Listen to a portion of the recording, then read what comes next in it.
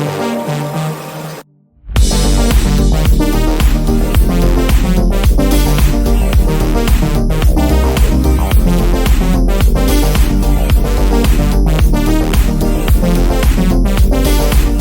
5 minutes. Thank you, Chairwoman Mace, Chairman Grothman, Ranking Members Connolly and Garcia, Representative Moskowitz, and distinguished members of both subcommittees. I'm grateful to all of you, as well as your intrepid staff, for the opportunity to testify, and would like to begin by discussing courage. Courage is what it takes to tackle this topic, and courage in the face of adversity is what I see in front of me, beside me, and behind me. Per my introduction, I am currently the Chief Growth Officer at Redwire Space and have had several leadership positions at NASA. That being said, I want to be clear that I am speaking exclusively on my own behalf and not for Redwire, NASA, or any other organization. However, I am here today to speak out for science. Science requires data, which should be collected without bias or prejudice. Yet, whenever the topic of UAP arises, those who wish to explore the phenomena are often confronted with resistance and ridicule. For example, members of the NASA UAP Independent Study Team, particularly those in academia, were mocked and even threatened for simply having the temerity to engage in the study of UAP. Our best tool for unlocking the mystery of UAP is science, but we cannot conduct a proper inquiry if the stigma is so overwhelming that just daring to be part of a NASA research team elicits such a vitriolic response. Why do policymakers struggle to support edge science? Today, we're joined by Dr. Ragsdale, also goes by Rags, former Assistant Director in Cyber in the Office of the Director of Defense Research and Engineering in the White House. With decades of experience in defense research and technology, Dr. Ragsdale brings a unique perspective to edge science and its potential role in national security. We'll explore the groundbreaking RISE initiative, its effort to bridge cutting-edge science with government policy, and how unconventional research can shape the future. From quantum sensing to the modern-day UFO phenomena, we're unpacking the urgent need for innovation in an era of global competition. Join us as we get rebelliously curious. Daniel, thank you so much for joining me on Rebelliously Curious. Your full name is Daniel Ragsdale, but you go by Rags. That is correct. Yeah, why Rags? So it was long story short, I went by Dan my whole professional life. I worked at DARPA as a program manager back in about 10, 15 years ago. And there were 7 Dans in the same office. And it was profoundly confusing. I really, literally, conversations that I was in, they would talk to me. So I aggressively put out that, hey, we're going to use my childhood nickname. I am Rags. And I worked well at DARPA, but then I realized everybody came to know me as Rags. So I was kind of stuck with it, which in some respects is kind of cool. My father's was an Air Force navigator, Second World War veteran, and Air Force has these call signs or handles, and his was Rags. So it's a little bit of an homage to my old man, and basically, I know that somebody doesn't know me well if they call me Dan or Daniel, right? Fair enough. People that call me Rags, well, you must know. I must know you. You must know me. Well, I love that you passed down the name. It's so amazing. Like, your family obviously has a huge lineage when it comes to anything working in government and serving. So thank you. Thank you to both you and your family. But I should also say your title, because you're doing amazing things just as your father did. You're the former Assistant Director for Cyber in the Office of the Director of Defense Research and Technology. That is like such a title. Can you tell me and break down? Yeah. What does that title consist of? Because there's so much to unwrap in that. So let's start there. Yeah. So it was a now going back to the first Trump administration, there was some thinking that, and actually McCain was very heavily involved in this, that we need to shake things up in the Department of Defense. That the current practices at the time and were not serving us well. So they took a large undersecretariat, the largest one, acquisitions, sustainment, and technology, and they broke it into 2 pieces. And they said, we need somebody that needs to maintain all of this deployed infrastructure. So acquisition and sustainment, buy and sustain all this stuff. So they created acquisition and sustainment, but a separate undersecretary was research and engineering, because they wanted us to have a large organization at the very highest levels in the Pentagon focusing on research and engineering, science and technology, because that will help sustain our cutting edge, being at the leading the world, frankly, in terms of bringing technologies to bear for military applications. So when that office was stood up, they said, all right, so we're new. We want to do new things. They reached out of the federal government and brought in subject matter experts and put them at a relatively high level to direct the science and technology activities for, at that time, 9 technology areas. And I could, the usual suspects come to mind. There was AI, there was quantum, there was biotechnology, there was, and the list goes on. I'm now scraping dead brain cells. All of the technology areas, they put somebody that was supposed to have oversight of all the enormous investment that the Department of Defense places in those specific areas. And without, to a man and a woman, were folks that were not part of the traditional DOD science and technology infrastructure. They kind of reached from the outside. So I had left the federal government. They reached out to me. I was at Texas A&M, living large, doing research and life was good. And they said, hey, Rags, we want you to come back. And it was really an eye-opening experience for me. I think we moved the needle. I think we, put in place some practices that allow us to move faster, not as bureaucratically. And frankly, one of the things we're going to talk about is quantum, because we had discussed that previously. My colleague, Paul Lapata, he was the principal director for quantum. He very profoundly shaped and formed my ideas and thinking about quantum. And this is going back to 2019. We know quantum as a potential high impact application area for computing has been with us since the mid 90s. But I turn to him often because I have made misstatements. I'm going to own this. When you're the professor, you wax eloquently about technical topics, and I had some things wrong, and Paul set me straight. And I wish Paul had a louder voice, frankly, because he is very much would anticipate somebody that's doing, actually our titles we changed our titles while we're there from assistant director, which sounds pedestrian, to principal director. So we became principal directors for our respective technology areas. But you would think the quantum guy would be like on the quantum hype train, right? Because right. It's just natural, right? If you're doing quantum, like quantum is the solution to all the world's problems. But I give him all sorts of credit because he, more often than not, was saying, hey, let us tap the brakes. There is potential high impact here, but much of it is not in the here and now. And let's be careful because there's opportunity costs.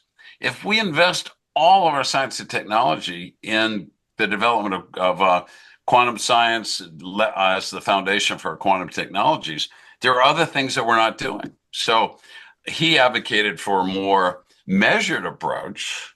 And he came from, I can say this now, he came from NSA, before he came over to that organization.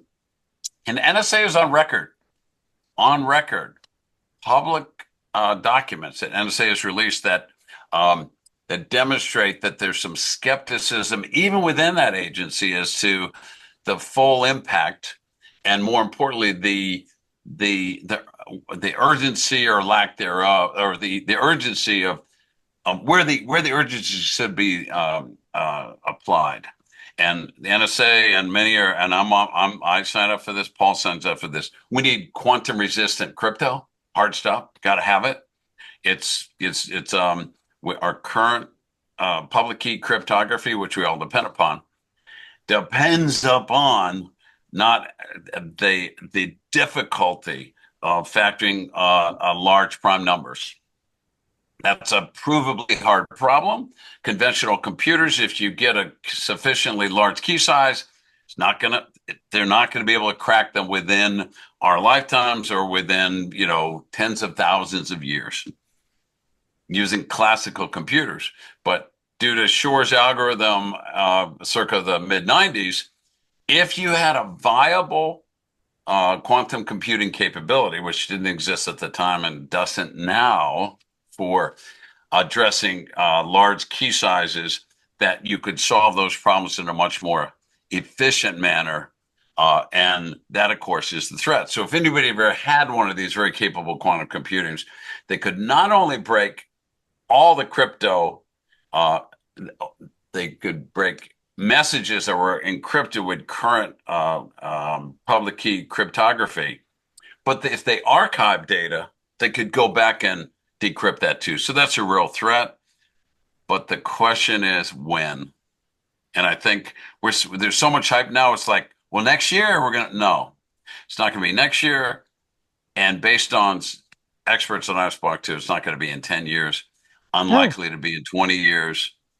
Unlikely to be in 20 years. This is from subject matter experts. So sure, we should continue to do the research, but there's so many technical challenges that need to be addressed to get large scale quantum computing. You hear figures in the like, we have 100 plus qubits, or we have and error correction is a big part of this. 100 plus.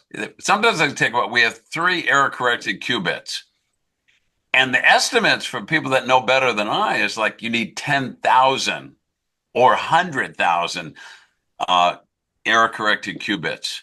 So they've got a long way to go. And even Shor himself and people that are on the hype train will acknowledge that there are technical hurdles which need to be overcome. Google, of course, is heavy investment, IBM, heavy investment, the federal government, heavy investment. I would characterize the reason for the hype train as the following: two things. we got it. You can just stop me at any time. No, I love it. I love it. Keep going. All right. So the hype train. I'm wondering about this hype train because people that I respect a lot, and there's an author for people that really want to understand in depth in a very accessible way. A dear good friend of mine whose name is Simpson Garfinkel, and great name, which sounds like Simon and Garfield, right? Yeah, it's an actual name. It's not a made-up name. He has partnered with, and I'm looking here now. I want to make sure I get the citation just right. With another researcher named Chris Hoofennagel. Also sounds like a made-up name, but it's not. And what they wrote is a very accessible tome, and you can get it on Audible. You can get it in as a PDF.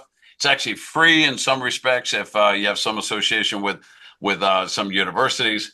And it's called Law and Policy for the Quantum Age. And there they lay it all out. They talk about quantum computing. They talk about quantum sensing, which they got me all excited about that. They talk about quantum communications. And they talk about some of the real challenges technically that have to be addressed. And the reason why you keep hearing so much about quantum is they'll make a small incremental improvement. And then it's big news. And then they make another small incremental improvement. It's big news. They've got to make large technical leaps. You see, I think that's part of this. Well, I was going to say, isn't that done though, so that your foreign adversary is kind of like, hey, we're on the brink of something new and we're doing so much development. It kind of signals to them. It's a way of like, not rattle sabering, but it's a way of like flaunting to say, hey, look what we have. Because there are two things, we have China and its advancement within quantum technology is apparently, from the reports that I've read from Rand, is way far advanced than we are, which is a little scary, and they're picking up. And then also, what is quantum sensing? Because I know when we initially first spoke, I was like, whoa. I've never heard of quantum computing. but what the heck is quantum sensing? And when you were talking to me about it, I was like, we need to dive into this more. So I'd like to first ask you, like, what is quantum sensing? And then let's break down after China and where they're at with this type of technology and maybe why they're so advanced. Yeah. And so again, I give the caveat I gave you last time, and I will this time. I'm not a physicist. I'm not a mathematician. And quantum is an area that I have become really profoundly interested in, more for some of the practical reasons that we got to be careful. And I will tell you, there's joking about, wow, if we could convince China to dump all their money into quantum, then we're giving them a opportunity cost to do other things. So I'm not going to deny, joking as a side conversation with others that I respect, that, and I'm not saying we're doing that. I'm not saying we're doing that, but that'd be a pretty cool play. Like 20 years from now, see what we did. They invested trillions of their precious capital into not a dead end, because I'm not saying quantum's a dead end. What I'm saying is I am skeptical that we're going to see quantum computing capability that's going to be impactful. And you hear this term, quantum supremacy, which has been bandied about for the last 10 plus years. And Google wrote a big influential paper where they used that term, perhaps misused it. Some say that the problem they solved is of little practical import. So, but what my buddy Simpson and his colleague, in their book, they laid out those three areas: computing, communications, and sensing. And the simple way to think about it is, for quantum computing, you want there's a quantum property called superposition, meaning that you can have a qubit can represent multiple states, and that's really the essential element of quantum mechanics. That there is this notion of superposition that allows you to do computing in a way that's different from traditional computing, and some algorithms perform and scale. And really, that's the issue: they scale. You could solve many of these problems with conventional computers on a small scale, but they don't scale well because of the complexity. As you increase, for example, the length of the key length, it increases exponentially. So you get to a point, well, sure, you could solve a RSA with a key of 50 bits, but if you have 256 bits, you're game over. With quantum, they scale for some algorithms better. So it depends upon this notion of superposition. You've got a qubit, and it can have multiple states. Now, quantum communications, also called quantum networking, takes advantage of another really crazy property called entanglement. And I say crazy, it's like, this doesn't even seem like it's possible, but it's that you could have two entities that they will maintain the same state irrespective of how far apart they are. Now that, if you had that, that's like teleportation. That's wild. This is, and you want this. So it is, quantum communications depends on that. Now, to the present day, qubits are inherently unstable, and qubit communication channels are inherently noisy and unstable.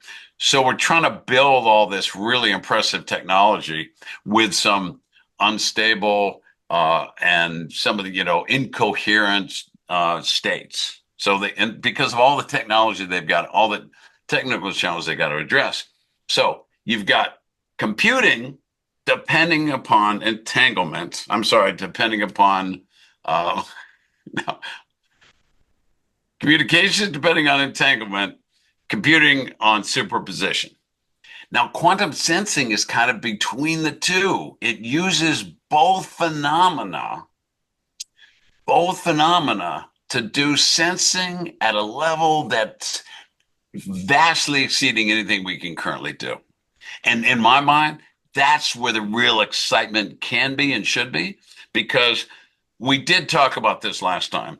And I'll bring it up again. So Galileo, who was on house arrest, nearly excommunicated by the Catholic Church, and was reviled and held up for scorn for centuries. I mean, it wasn't until the 1990s that Catholic Church actually apologized for the treatment of Galileo and his Copernican, heliocentric approach to astronomy. But what the thing that made all the difference was he was able to stand on a firm foundation for these theories because he had enhanced instrumentation by virtue of the telescope, which he didn't invent, but he vastly enhanced it. So what this means is, in order to validate really important theoretical work, you want to be able to show it empirically. But to show it empirically, you've got to have instrumentation that's sufficiently accurate and precise. And they didn't have it. So anybody and their brother could say, well, I think the stars are doing this, flat Earth, all of that. But Copernicus and then later Galileo said, I don't know, I'm measuring things here with this enhanced instrumentation that allows me to have now a theory which we know has been validated and to be true. Now let's project this into the future. With quantum sensing, we can measure stuff that we heretofore could not even imagine we could measure. So you heard of things like electron microscopes, and some of that has some quantum basis, but there is real progress being made in quantum sensing, which takes advantage of both entanglement and superposition. And they're building real devices that will allow things like things like atomic clocks on a chip. So, for the longest time, you'd have to contact the Naval Observatory in DC to get the time, right? And then ultimately, and that's still used today. GPS uses the time at the Naval Observatory in DC to synchronize the timing of the global timing and navigation systems, that is GPS. Right. But you would have to get it from that site.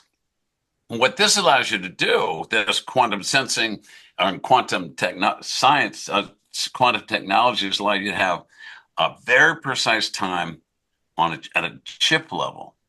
Then you don't need GPS. And so military application, we worry. Disrupted GPS is the thing. Certainly Russia has perfected the art. And what that means is it puts commercial aviation and even, frankly, some of our highly sophisticated systems at risk. We would rather not depend upon that constellation.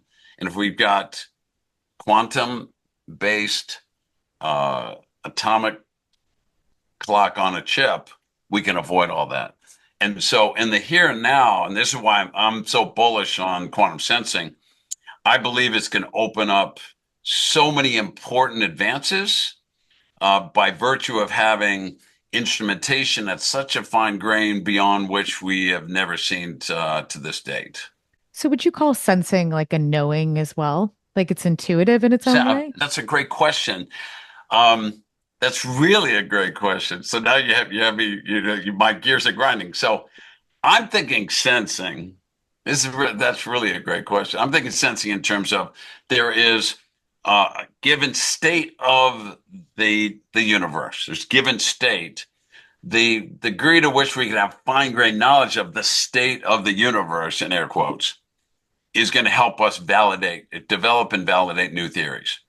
But now, when you talk about sensing in a more, human-centric way, we're now into the broader topic of, edge science.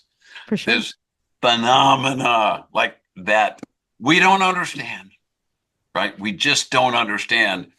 And I believe, and certainly, human dynamic phenomena that could be better understood by virtue of having quantum sensing capability brought to bear in that space. So that's a really wonderful question, and I think it sort of wraps this thing together, because some of what the group that I was involved in, that I'm supporting, the giving researchers that are working edge science, that are out there at the boundaries of knowledge, that they shouldn't feel constrained by virtue of someone looking down their nose at the work as not being serious, when in fact, much of the advances we've seen going back past, long before even the Renaissance and the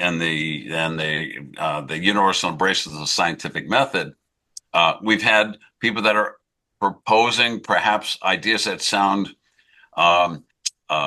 crazy, but they have some basis for them. But now we're going to give them, if we do this right, the permission, right? Yeah, The I wouldn't call permission to it do work crazy. that would otherwise be denigrated. Yeah, I would never call it crazy because I think that, we can't know everything and we have to really think out of the box to develop. People in the RISE committee, their initiative that's working together is yourself and Julia Mossbridge, who is an amazing doctor in neurology, along with then there's some former CIA that's in there as well. And then yourself, your DARPA, I believe White House is also your background, along with the Yes, DOD. yes.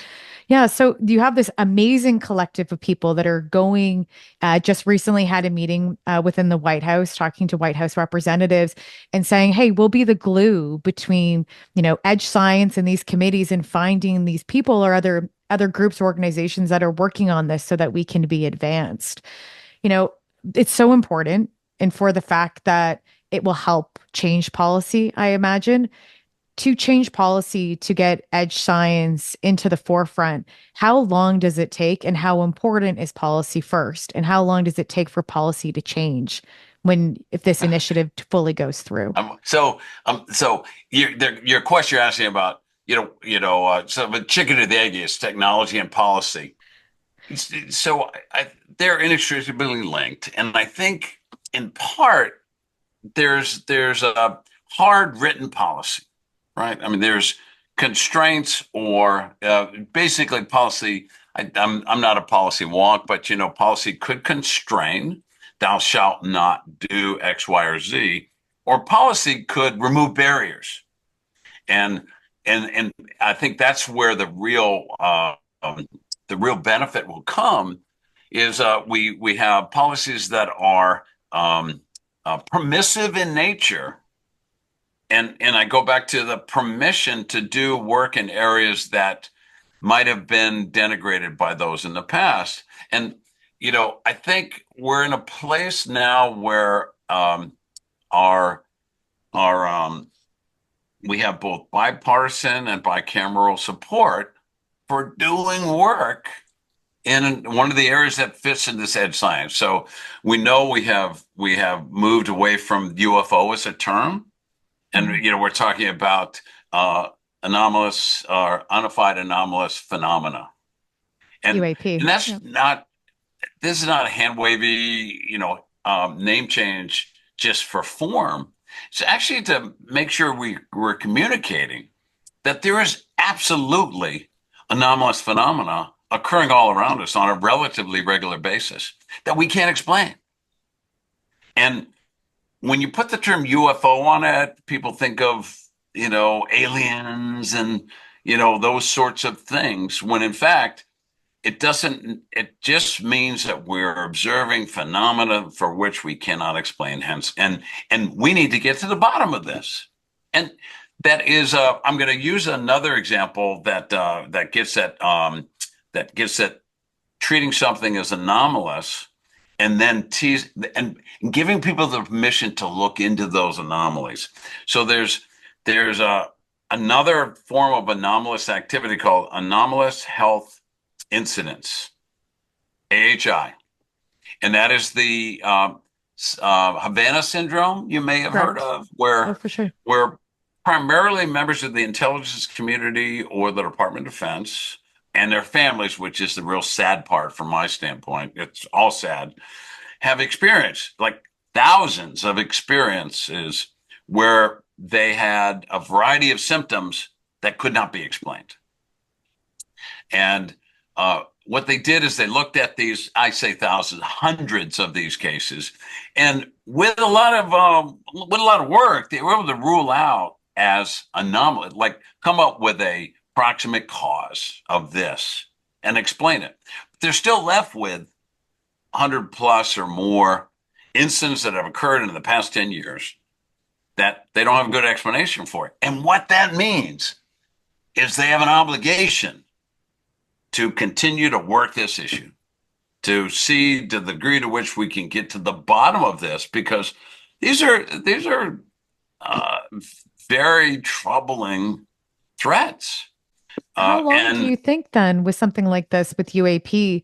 It's edge science. I know there's interagency meetings that are happening and Yes. UAP is at the table with this, but how long do you think it's going to take for policy to change? Like it's slow, we're having so many issues right now with Democrats and Republicans agreeing and, fighting each other's new legislation or proposed legislation. How many years do you see, even outside of UFOs, do you see that it takes to get through all that tape? I'm reluctant to put like it's going to take 4 years, 3 years, something like that, because it'll vary by circumstance. Now let's go back to anomalous. Too many UAP? acronyms. No, it's okay. I was a Department of Defense for a lot of years. Should be very happy for the acronyms. You can still use Anomalous, UFO on this show. That's fine. what is it called? UAP, Unidentified anomalous phenomena. I should know this. UAP. So there's actually, I think we're moving fast because Congress is accusing DOD of stonewalling, and I'm not underwriting that accusation. I did work in that 5-sided building for many years, and so I would be loath to denigrate my former colleagues because I don't have the details. But they say, hey, go faster. So they did. The Department of Defense, the Pentagon, set up an office Correct. to look at these phenomena, which is great. I mean, it's congressionally directed. So that's in fact, policy that the Congress has turned to the Department of Defense in particular, but it's not the only place where this work can and should be done, to get after this. So put somebody in charge, and the classification of some of this is where it becomes challenging, because there are some phenomena that we don't necessarily want public consumption of, not because they're trying to do anything like, I for one will tell you, I really don't believe, based on my observations, that we have, for example, technologies that we've gotten from extraterrestrials that we are squirreling away and we're not telling anybody. But I'm going to say that I'm not going to say that anybody who believes that is wrong, but I just don't sign up for that, right? But when you have classified work and that you're not talking about, your imagination could run wild, and you could believe that's in fact what we've done, that we captured extraterrestrials and we have them in the basement of the Pentagon, and we are capturing the technology.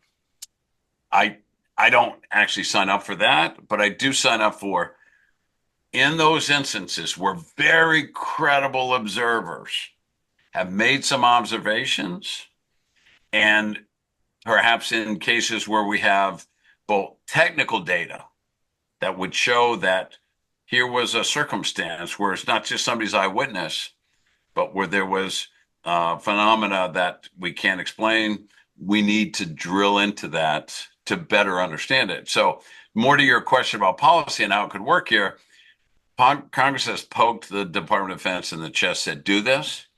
They have bipartisan, bicameral support to look at this issue. There's been hearings, as you know, in Congress on this, and it's not going to go away. So that means, in my mind, that we're going to see more progress.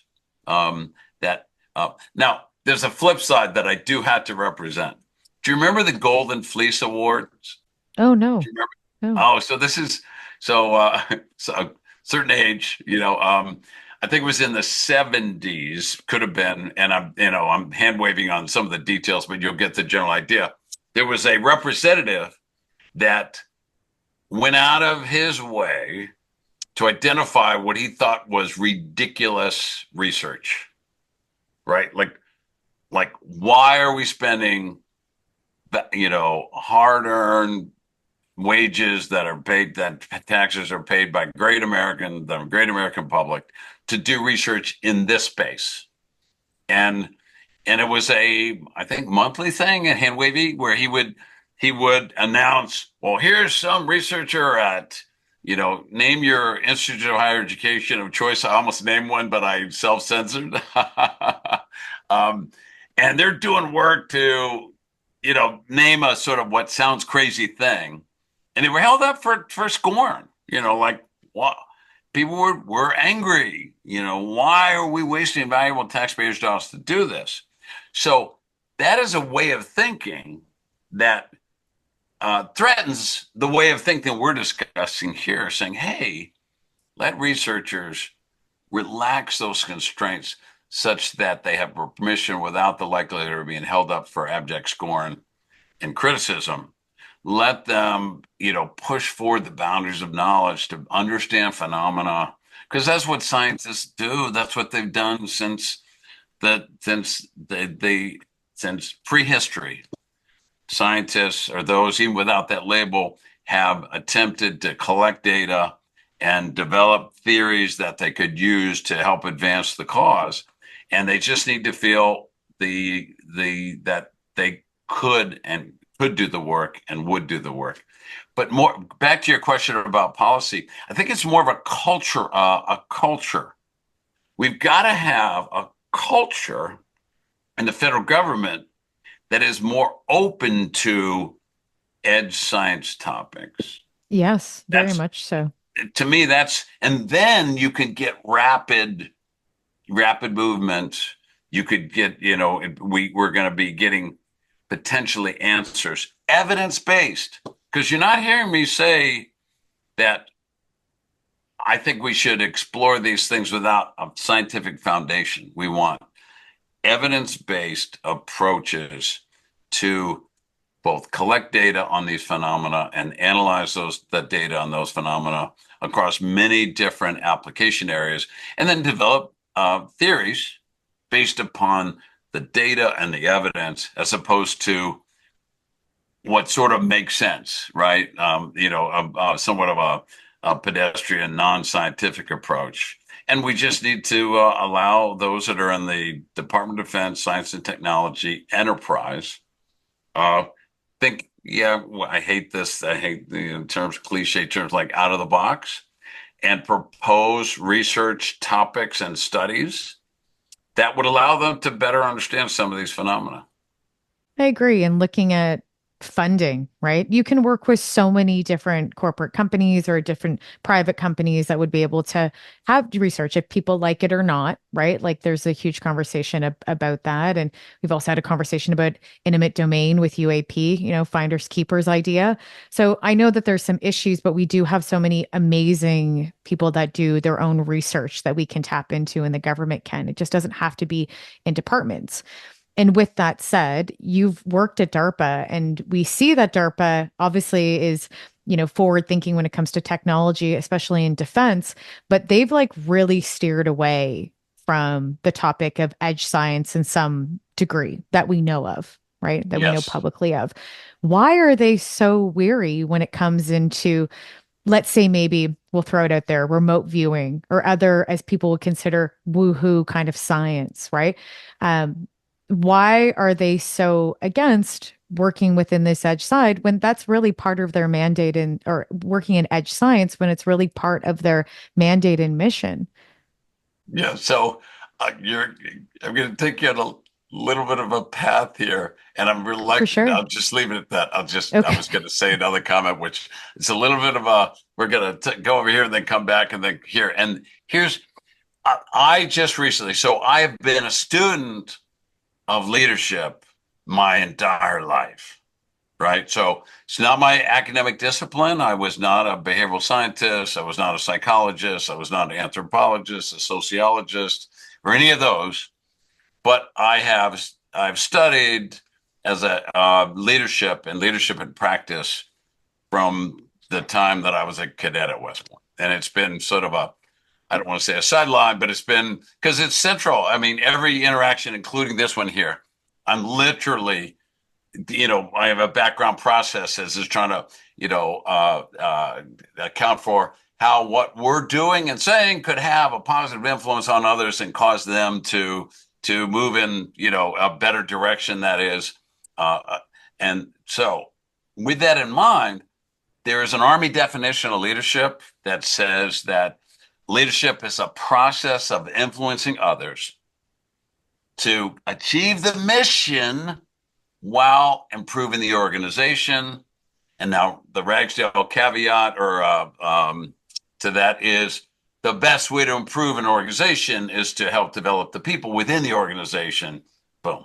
And I went through life with that. I own that. And I invested to the full extent I could and got to get the job done. I mean, that's not optional. That's just, mission first, but people always. So you got the basic rudiments of, Army Leadership 101. Very recently, somebody added a third dimension to this that blew my mind and said, but of course, especially when you get to more senior levels. And that is protecting the organization. And that may sound a little controversial, but if you don't, at more senior levels, if you don't protect the organization, and that, we could have a long discussion about that. But if you don't protect the organization, you're going to spend your time defending the organization. And perhaps you're going to lose the ability to have the impact you might otherwise have had if you didn't keep your eye on the ball to protect the organization. It was like, but of course, senior leaders have to protect the organization. That doesn't mean stonewall. It doesn't mean hide and obfuscate. It just means be cognizant of the organization's, the organization as an entity. Now, this could very quickly slip into your bureaucracies are bad because once you get a bureaucratic organization, they're spending all their time just trying to sustain the bureaucracy with no productive work. That's on one end of the spectrum where all they're doing is protecting the mission and the dollars and all of that. On the other end of the spectrum is, we don't care. We'll just, we'll just do what we think is right, and we won't worry about our reputation. Somewhere in the, there's a sweet spot in the middle where you're not spending all your time, protecting your budget, protecting the organization, but you're putting some cycles on that. Now, I walked you all the way along that path to get to this point. DARPA is amazing. Hard stop. I mean, we could. I'm not disagreeing with you, but I'm asking why are they why are they not working on edge science as much as they should be? The reason they're amazing is because they also protect their reputation. Because if they did not spend some cycles on protecting their reputation, they would get a bad reputation. They would no longer be able to have the impact they're having. Right. So, Regs, are you telling me that they are working on this technology? They're just not telling us? No, I didn't say that. I didn't say that. What I'm saying is, that's a great question. No, wink, wink. No. What I'm saying is that when I'm going to give you a specific example, a real world specific example that we can talk about. Because it's not classified. Unfortunately, I have to do a lot of oh, no, can't talk about that. Oh, no, can't. Now, here's something I can talk about. I had a wonderful friend named Rand Waltzman, still out there doing the work of the Lord. He's a wonderful human being. He was doing analytics, large-scale analytics, to try to do a couple things. that one, you recall there was a shooting at Fort Hood. There was a major, and he went off the deep end, and it was a horrific incident. And so that program was about, I wonder if we could ingest a lot of data about a lot of people and the networks they form and do some analytics. Like maybe we could have had a red flag, right? Wouldn't that be cool, right? That's like, wow, let's do that work. But I'm here to tell you. And then there was another program that was related to disinformation that he was working. And Rand is still out there. Rand Walsman, look at his work. He is awesome. And he's still pretty much, he talks about not hacking the computer, but hacking the human. Really great, wonderful thinking. But that program and another one, DARPA will often do a program, make some advance, so make some progress, make an advance, make some progress, and then they'll build on it. Like they'll have another program that kind of builds on that foundation. Like you don't get the full answer. Like natural language understanding is a classic example in DARPA. DARPA worked that and worked that and worked that and worked that and worked that and worked that and worked that, and they got, over the course of a generation, they got some very advanced capability in that space. And then generative AI came along, which is not a DARPA thing, which kind of blew a lot of that out of the water. But or deep learning. But in the case of Rand's two projects, I use this language. I love the leadership at the time, and I think they did the right thing. They said, we're not going to follow up. They didn't say this publicly. I'm surmising we're not going to follow up because we're starting to get into an area that could put us at risk. That, like, what's DARPA doing? Are they doing, perfecting surveillance on U.S. persons, which we know is not something that we want to stand behind? Are they, their work in the disinformation space could call into question, like, what the hell are you doing, DARPA? Why are you doing that work? That's sensitive. So on my words, they blinked and they said, well, we're just not going to sustain it. They did not have follow-on programs.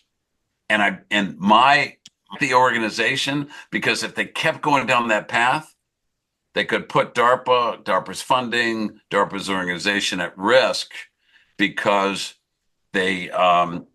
that topic, by virtue of constitutional civil liberties and freedoms that we should all enjoy, and we believe that, and we should have as Americans, to not have our lives surveilled, or somebody scraping up all sorts of data into a federal system that could wave red flags based upon a deep model that has all the upside and downside of current generative AI. And so back to your question about, are they doing this work or not?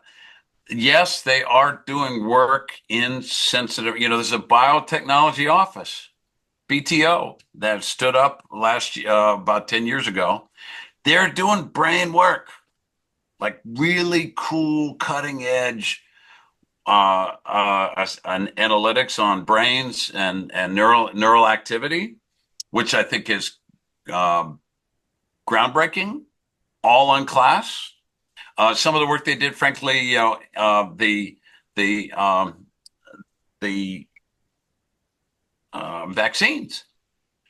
Very, very little appreciation of the fact that the vaccines that we rapidly produce in this country, by virtue of Operation Warp Speed, was built on a firm foundation of DARPA research out of BTL, right? Wow. So they are doing work in some of these areas, but there is a degree of caution to not put themselves at risk for being too far out.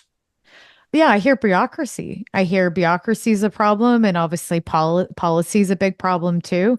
There's no policies in place that will help protect them or help protect the funding so that they can focus on edge science. And let's be real, there's a lot more issues in the world that need to be addressed sometimes before edge science. We can't throw all of our money at stuff like that. We have to be mindful. But I still think that there's an opening for DARPA and obviously other agencies to be able to be mindful that they can put like RISE or other agents or other organizations in there to help facilitate what might be some of the best work that can be developed within edge science, along with then civilian organizations. Yeah. I And like again, to go back to just one thing. I'd like to go back to China because I'm fascinated right now with what China's doing in the development of technology. And from reading brand reports, sometimes seeing their media that comes out, if it's real or not, we don't we don't know all the time. If they're trying to, right, they're just trying to say that they have this advanced technology more than we do. I like to know from your perspective, because you've worked at DARPA, you've worked at the White House, you've worked in the DOD. Do you think that China is way more advanced than we are? I know a lot of people, you'll probably say yes, but from what we're seeing in the RAND reports, especially with quantum computing, China's ahead of us. China's ahead of us with drone supremacy right now as well. They have better operated drones than we know or that we know publicly. There's a lot of different areas that we see that China's advanced, and we keep hearing this narrative like, no, no, no. We're still advanced. The States is North America in general. We have the best technology, but I fear that that is somewhat of propaganda to some degree, because I think that we don't want to say that we don't have it because that's scary for North Americans to even think of, or anybody in the States, Canada, or Mexico thinking like there's nothing we can do to protect you because our foreign adversary has better technology. And I know saying that publicly out loud, nobody wants to do that. So I'd love to know your perception on it and yeah. where So we're I'm at. going to give you my unvarnished, like Yes, please. rags as a private citizen, because I literally have not been at liberty to speak it specifically in these terms, and until very recently, and a couple things. So we refer to China now, that the Department of Defense refers to China as a peer competitor, right? For So sure. that acknowledges right from Jump Street that we know that this is not, we are not so far ahead of them that we could just assume that our technology and our science and the technology and the capabilities that leverage that science and technology are going to be outsized, and we're going to be able to outperform China across multiple fronts, not just the military front. Right, there's an economic front. We compete with China very directly economically. For example, but as I look across the horizon of technologies, we can certainly statistics you can look at. I think Rand may have highlighted this. If you look at the number of PhDs that China is producing, if for no other reason by virtue of their population alone, Right. that would allow you to be able to do so.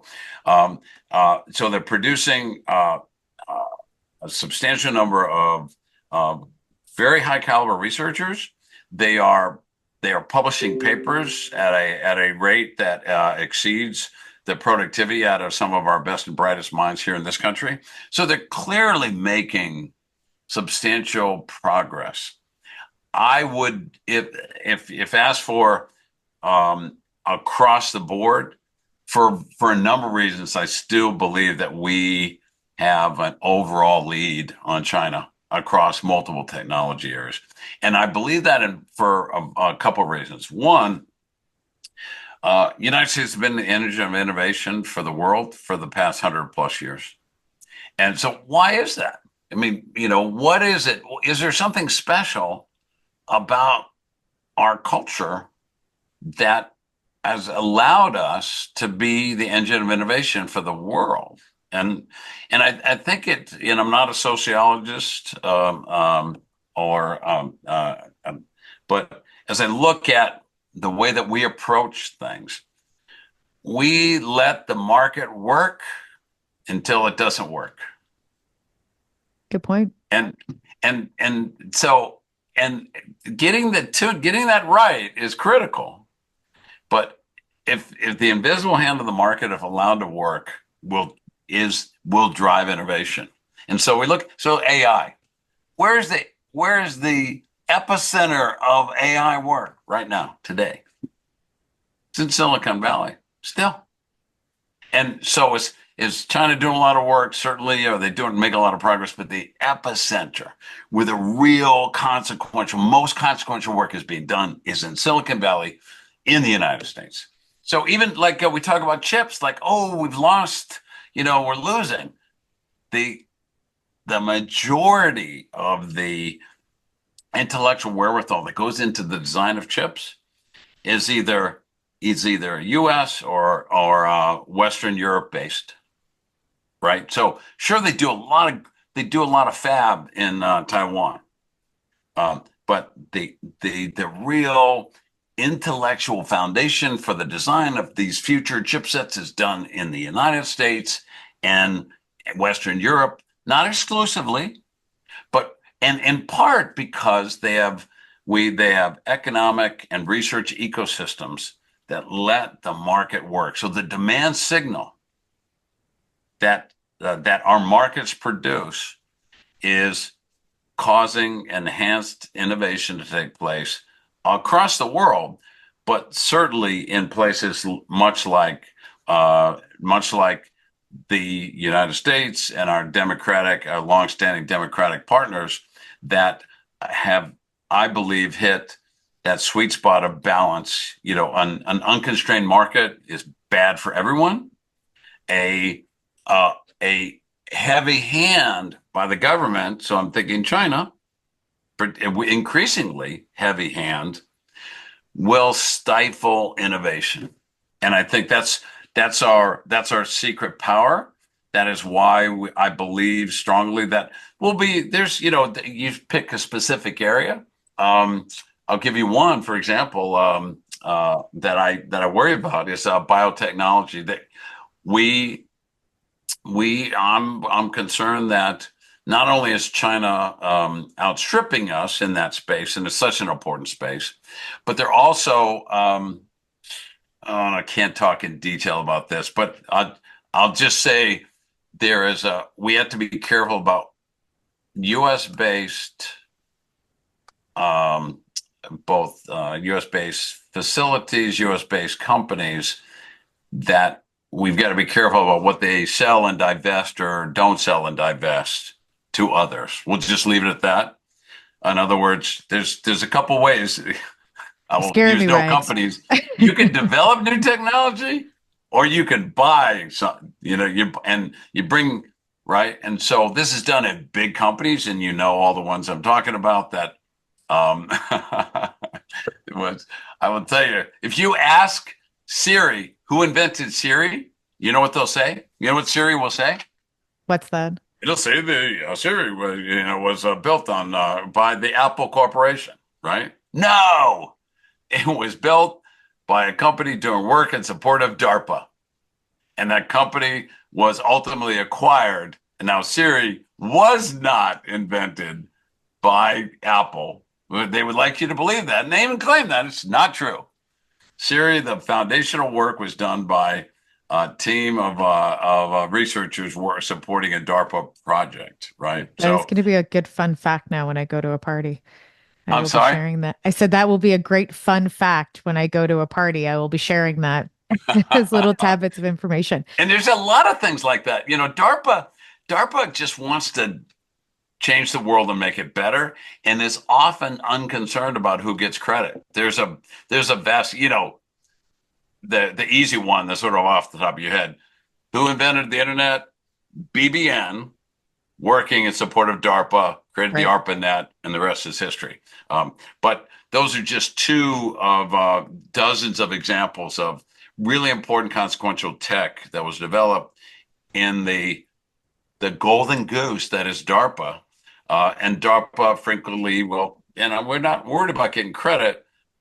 We, frankly, are worried about advancing the boundaries of knowledge, developing enhanced capabilities that will leverage the technologies that are developed there.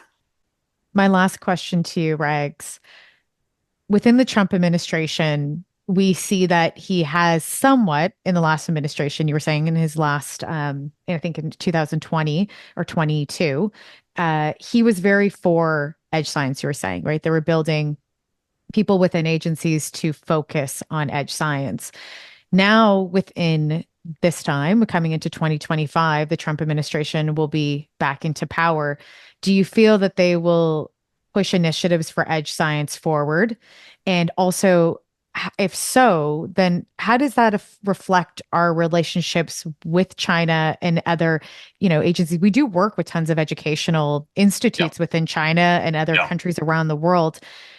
If Trump is not the best, I will say personally, at foreign relations, depending on how you want to view that, how will we be doing our own internal research, and will potentially our relationships with adversaries or just other countries working with the science and technology fade away because he is so pro-American and pro-working within our own country? How will those relationships so, a couple things. So I had a dear friend yesterday in a call,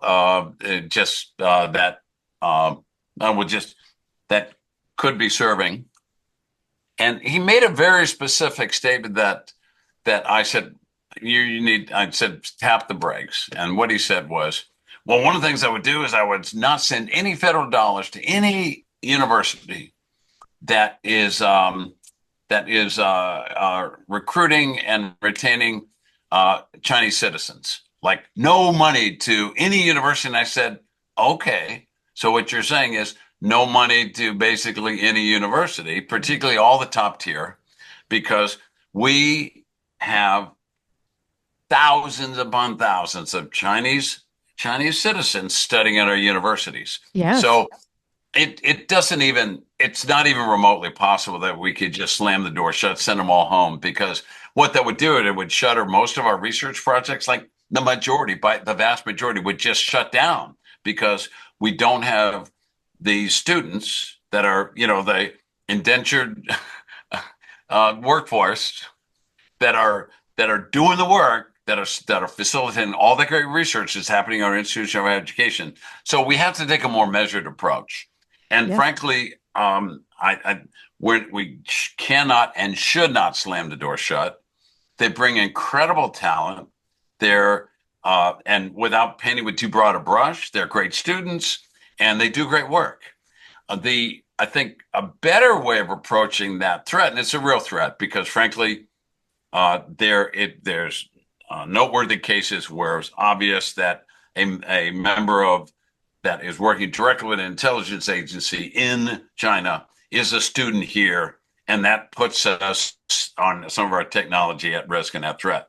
The majority of work done at universities, though, is basic research, right? So, and I say the majority, a lot of the research done there, that is typically not protected, and perhaps shouldn't be, because you want that free flow of ideas for basic technologies to leverage the entire global workforce in a good and positive way. Like, so this is not competing with, this is actually cooperating with scholars in other lands, and you get to a better place. I mean, that's the basis of academic research, is publishing and sharing.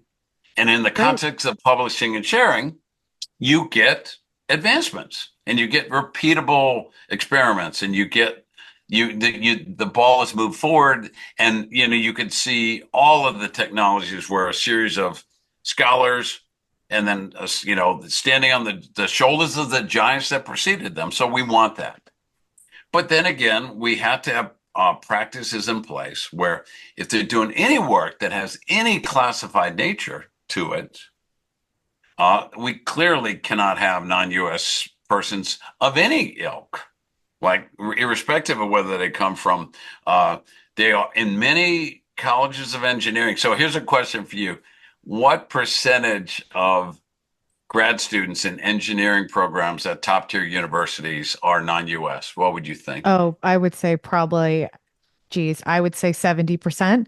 I would say it's pretty high. Well, you know your stuff. Exactly right. I know that if you get rid of any type of student that's an international student, a lot of your schools won't be able to exist anymore because it's funded by international students. Yeah, funded, and they don't just bring, cash, but they bring intellectual Right. wherewithal, And they bring there's culture and understanding and so many other things outside of just bringing their brilliant minds. 100%. There's For sure. And working so, together, having to work together. There's no choice when you're in an academic institute. You can't so getting separate. You back to have your to work together question, and think. I think there's going to be more openness to this. I think it's going to be positive. And I can't speak. I'm definitely not a State Department guy, and how the foreign policy and how that's going to be messaged to our international partners and our those that we compete with. But it doesn't have to be bad. It's really we can do everything we've talked about here today. We can change the culture where there's more openness and permission to work in areas that heretofore have been perceived as not serious. Really, that's what it boils down to. If you're a scientist, you want to do serious work, and you don't want to be say, "Well, that's not," So they should be allowed to do the work in organizations that fund research, particularly often within these organizations. They have, and I can't recall the term, but they have funded projects, and they have like overhead where they can do internal work. And companies have this, and organizations have this, and agencies have this. And I'm trying to think of there is a term for this, but I'm lost to me. So basically, you're getting $100 million to do work, and you got like $5 million that is like you could do internal projects, right? It is those decisions. That's where the culture needs to change. When they're looking at those, don't just immediately discount or discard this idea because it seems too edgy, right? And so I think that can happen, and that will happen in this current administration. Is happening in this administration, and will happen in the next administration. Frankly, I think will accelerate by virtue of your point. Is that there was some more openness that it may have appeared in the former administration, and there's great congressional support, and and I was bipartisan, and can't help but drop in bicameral, right? We've got both the House and the Senate, and the Democrats and Republicans and the independents are like, hey, there's some there, and we should do something, Right. and we should not denigrate those that are doing that work. Well, with that said, thank you for leaving that on a positive note of what potentially the next 4 years will look like, because I'm optimistic in that, that there will be some progression within edge science, and we'll be seeing a lot within the Trump administration and then maybe more administrations to come. Rags, thank you so much. It was such a pleasure speaking with you, and thank you for being rebelliously curious with me today. My absolute pleasure. You could tell how much I'm impassioned about the topic, and I really want to thank you too, because for the important work you're doing. Getting the word out about important topics, and don't hesitate to reach out again. 100%.